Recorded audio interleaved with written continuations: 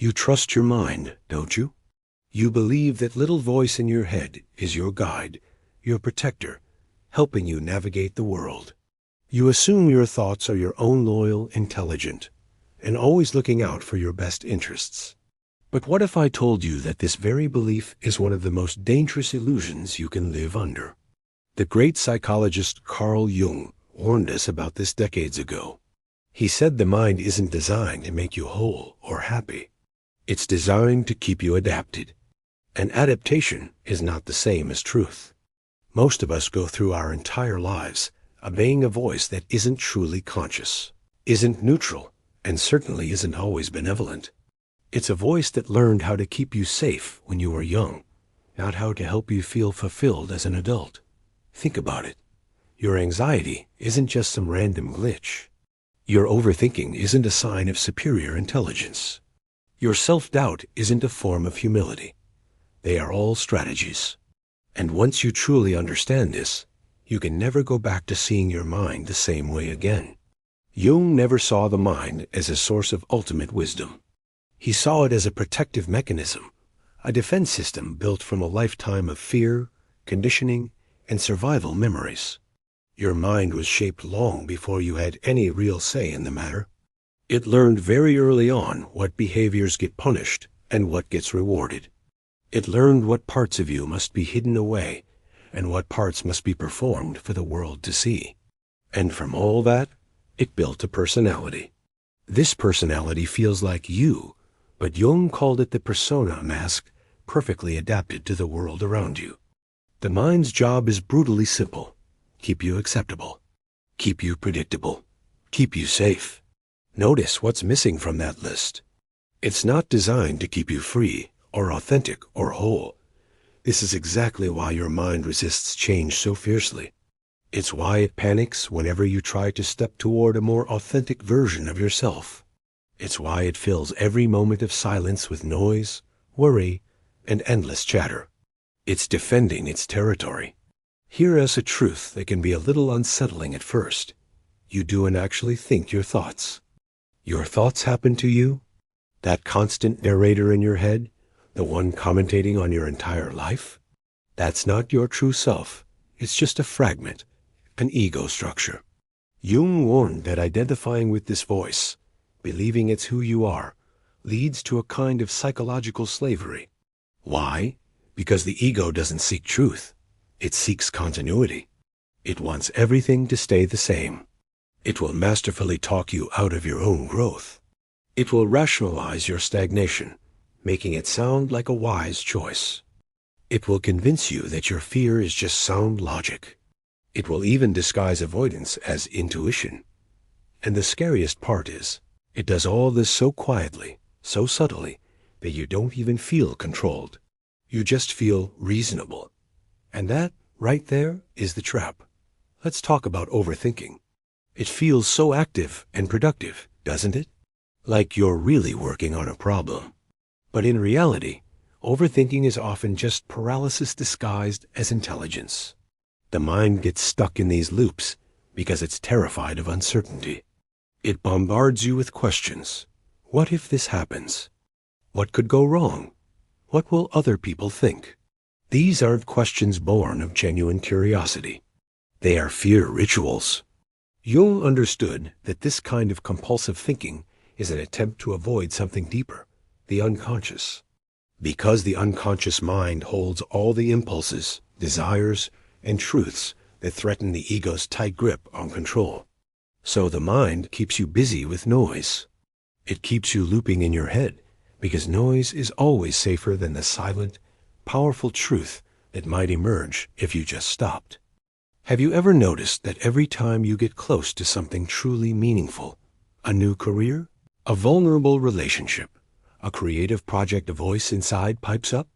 It says things like, now is not the right time, or you're not ready for this, or the classic, be realistic, this isn't wisdom. This is your inner saboteur. Jung would identify this as a protective complex formed in your childhood. Its one and only job is to prevent you from experiencing rejection, humiliation, or a loss of control.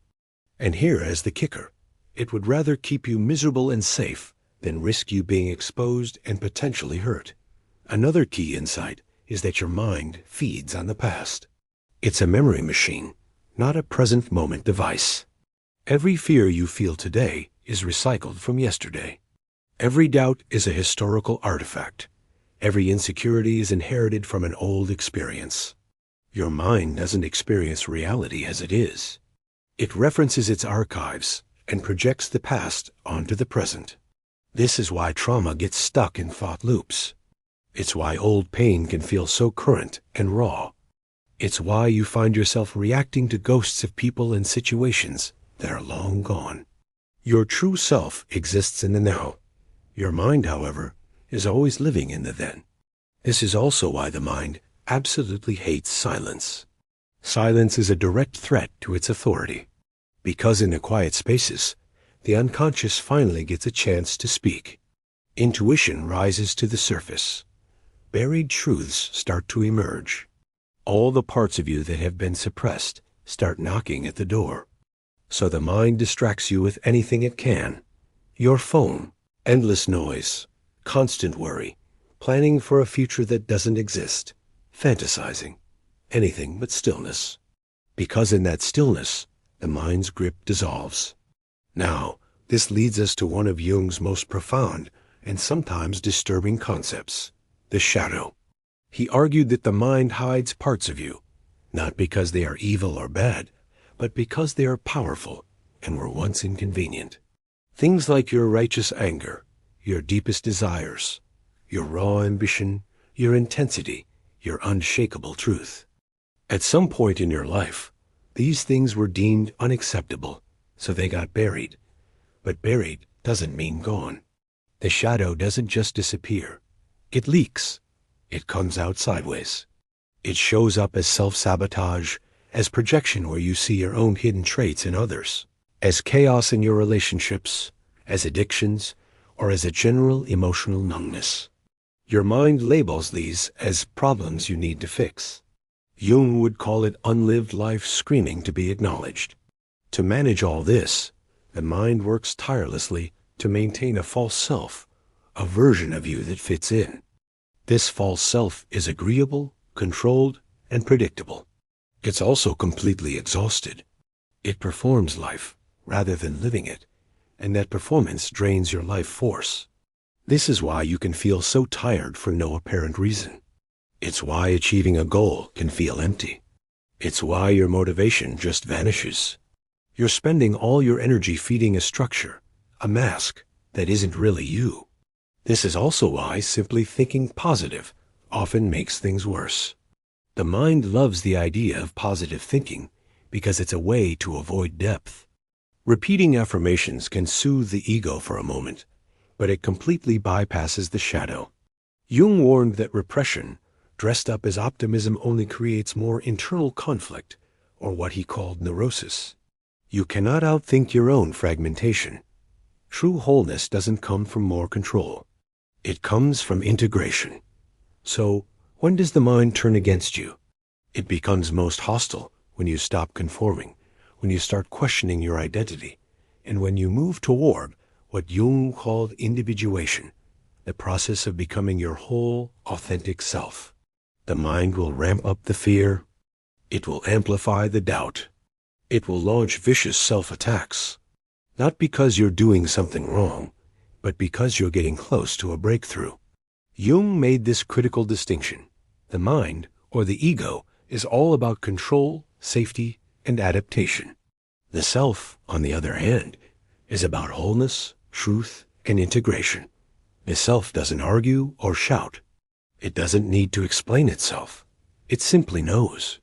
And that quiet, deep knowing is the biggest threat there is to the mind's noisy reign. So how do you break free?